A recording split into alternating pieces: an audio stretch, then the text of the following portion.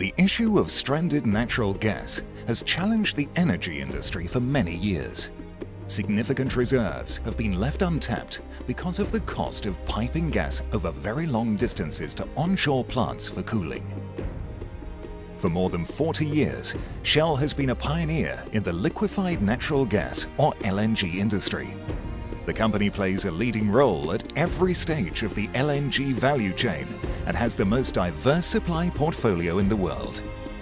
Building on its successes and know-how, Shell is now developing a floating LNG or FLNG concept, a groundbreaking innovation that will allow Shell to unlock stranded gas as it produces, liquefies, stores and transfers LNG at sea. Shell believes FLNG is complementary to onshore LNG and sees opportunities across the globe.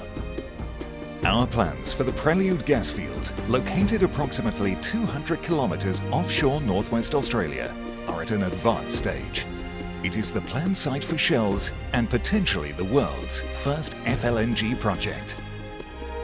FLNG avoids the need to build pipelines to the coast, onshore liquefaction plants, storage and offloading facilities. This presents opportunities to develop offshore gas resources once considered too remote, too small or too difficult to tap into. Resources that otherwise wouldn't be developed.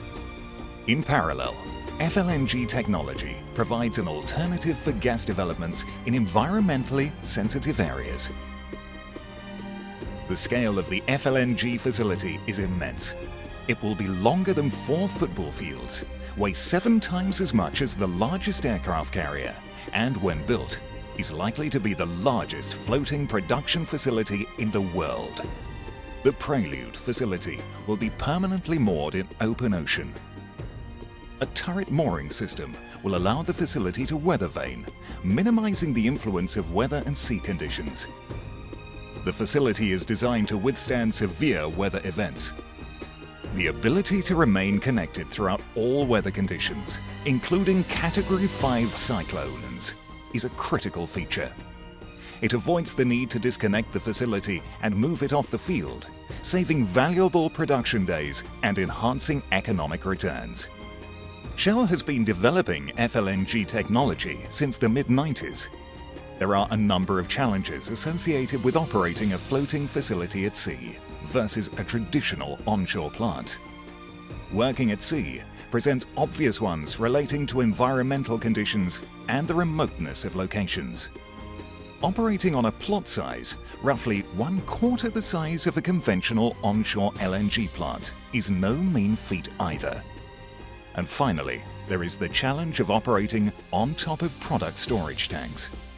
To meet and overcome these obstacles, safety and reliability considerations have been at the core of the design, testing and external approval program for the project. To minimize risks, Shell uses tested, proven technologies, albeit in innovative combinations.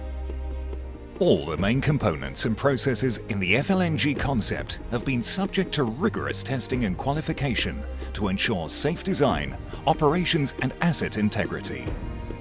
The tests included model sloshing trials on cryogenic storage tanks, some extraordinary freezing and heating experiments on thermal deck coatings, full-scale loading arm development and testing, and extensive work with LNG carrier captains to optimize berthing and loading procedures in various weather conditions and sea states.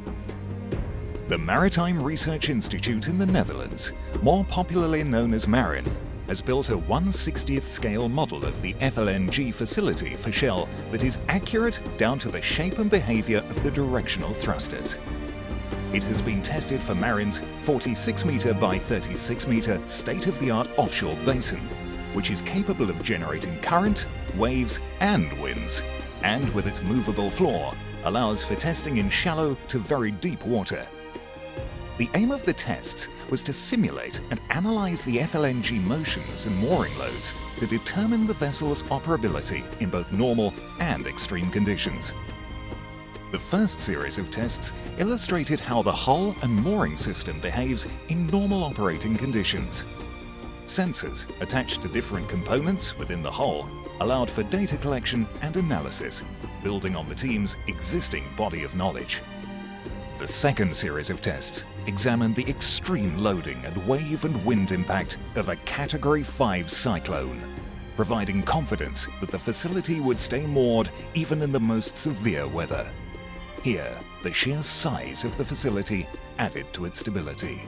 The final series of tests simulated side-by-side offloading to LNG carriers in a water depth of 165 meters.